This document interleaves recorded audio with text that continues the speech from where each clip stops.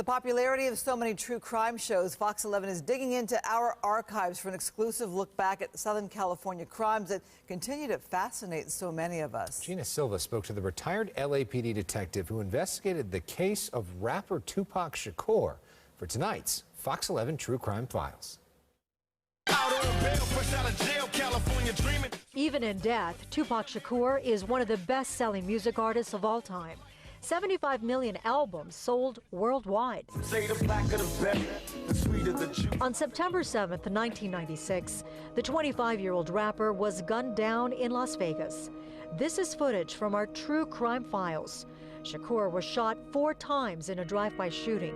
He died 6 days later on September 13th. He associated himself with people that were very dangerous. Retired LAPD detective Greg Kading investigated the murders of Biggie Smalls and Tupac Shakur. He explains the beef between the West Coast and East Coast rappers. What was the war all about? A lot of it was just hubris, you know, with their extremely successful record labels, and there's just this competition to some degree. Death Row Records was led by Marion Shook Knight here in the West Coast.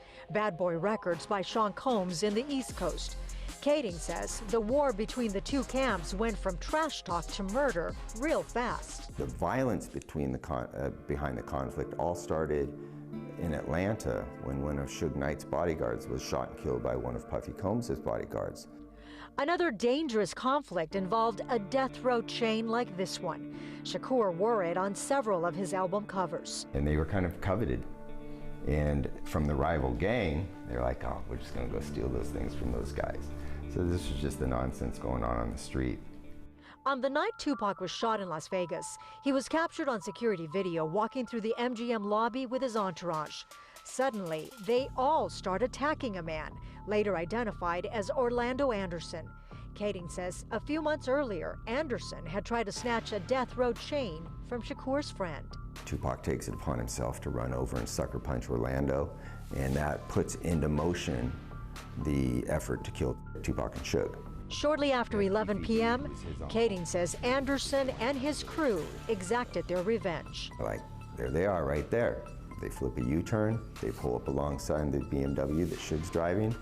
Orlando Anderson gets the gun from his uncle in the front seat, leans out the window, and shoots and kills Tupac. How does Kading know that for sure? Because in 2009, the LAPD obtained a confession from this man, Anderson's uncle, Dwayne Keith Davis, known as Keefy D. We always suspected that he was somehow involved, and so we had built this massive federal drug case against him so that we'd have some leverage. And we brought him in. Do you want to sit down and talk to us about what you know about one of these 2 murders, or both of the murders? And he says, I can't tell you anything about Biggie, that wasn't us, but I can certainly tell you what happened to Tupac, because that was us, and I was there, and I participated in it. Kading says Davis confessed to giving Anderson a gun, and that Anderson was the one who pulled the trigger. But by the time the LAPD obtained this confession, it was too late. Just like with Biggie's, the shooter's dead. Orlando Anderson was killed in 1998. He was shot in Compton, and so the shooter's no longer prosecutable. Keefy D has a proffer agreement, essentially protection from self-incrimination, and the other guys in the car are dead. Murder Rap is a book Kading wrote about the untold story of Biggie Smalls and Tupac Shakur murder investigations. Kading says he's confident the LAPD solved both cases, and although no one has been prosecuted, he believes street justice was served. You know, the person that shot and killed Biggie was himself shot and killed. It was almost perfect justice.